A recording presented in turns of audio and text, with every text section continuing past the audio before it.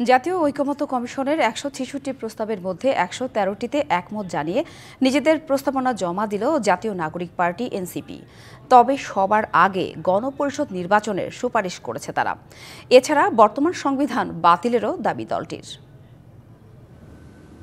জাতীয় ঐকমত্য কমিশনের ১৬৬ প্রস্তাবের মধ্যে ১১৩টিতে একমত জাতীয় নাগরিক পার্টি এনসিপি। ২৯টি প্রস্তাবে আংশিক মত থাকলেও ২২টি প্রস্তাবে দ্বিমত রয়েছে বলে জানায় দলটি। দুপুরে এনসিপির পক্ষ থেকে ঐকমত্য কমিশনের কাছে লিখিত মতামত জমা দেয়। পরে যুগ্ম আহ্বায়ক সারোয়ার তুষার সাংবাদিকদের তার দলের অবস্থানের কথা জানান।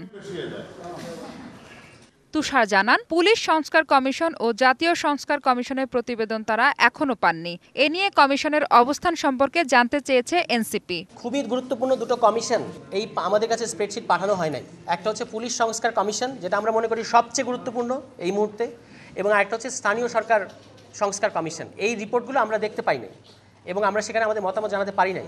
তো এই ব্যাপারেও কমিশনের অবস্থান আমাদের কাছে জানতে চাই। সানবিট সব দিবে সামাল। সানবিট ম্যাজিক প্রেস ডিশওয়াশিং এর মাথা ঘোরানো সলিউশন।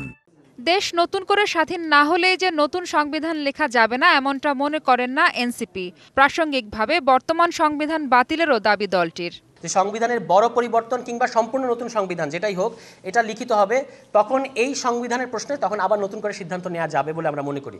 সুতরাং আমাদের দিক থেকে তো আমরা আগেই বলেছি যে এই সংবিধানকে বাতিল করা দরকার এবং লিগ্যাল ফ্রেম অর্ডারের মধ্য দিয়ে আগামী ইলেকশন হতে পারে কিংবা জুলাই সনদের মধ্য দিয়ে হতে পারে। পদ্ধতি অনেকগুলো আছে, আগে জাতীয় ঐকমত্য হতে হবে এসব বিষয়ে।